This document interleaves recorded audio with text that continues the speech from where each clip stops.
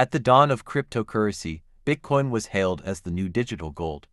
By 2016, millions of people across the globe were pouring money into the promise of quick wealth.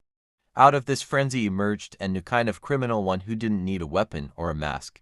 Just a laptop, an internet connection, and a convincing story. His name was Victor Kane, a 34-year-old self-proclaimed crypto guru who promised investors life-changing returns. Online, he called himself the Oracle of Blockchain. He built a following through forums, flashy social media posts, and polished presentations. Thousands believed him, but behind the screen, it was all a lie. Victor's operation was brilliant. He ran fake investment funds that promised stable profits regardless of the market. He showcased luxury cars, designer watches, and vacations, convincing evidence of his success. He even launched his own token called Canacoin, which he claimed was backed by real estate and technology ventures. Investors lined up. They sent Bitcoin, Ethereum, and dollars. By 2018, Kane had collected nearly $150 million, but it wasn't invested. It was spent on private jets, artwork, and laundering operations designed to hide the money trail. It began with whispers. A handful of investors complained online that they couldn't withdraw funds. Customer support gave excuses, technical delays, or wallet maintenance. Soon, the complaints grew louder. Financial bloggers investigated, finding inconsistencies in Kane's story. By 2019, dozens of victims had filed reports to local police.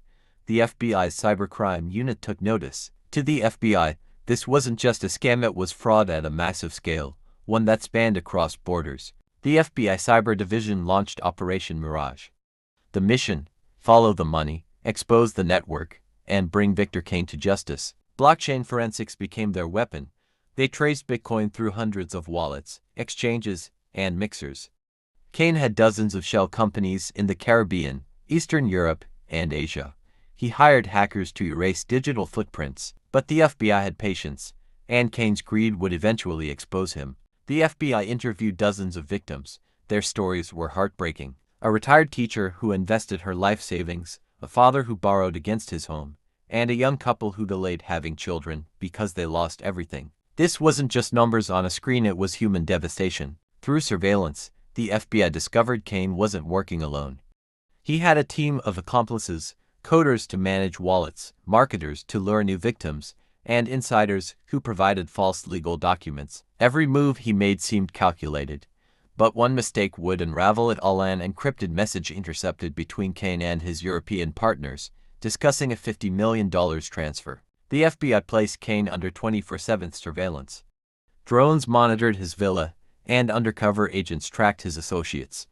He was planning to flee to Dubai using a private jet. The Bureau knew it was time.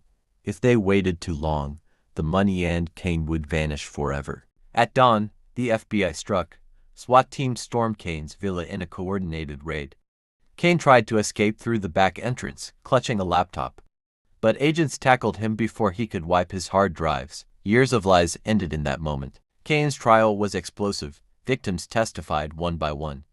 Prosecutors revealed his offshore shell companies, his fake crypto dashboards, and even the intercepted messages. The defense argued it was just a failed business venture, but the jury saw the truth.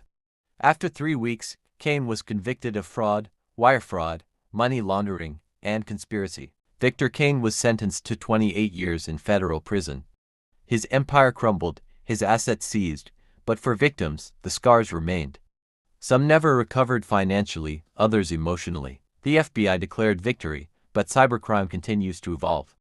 Cryptocurrency can empower, but in the wrong hands, it can destroy lives. Kane's story is a chilling reminder. In the shadows of digital gold, predators still wait.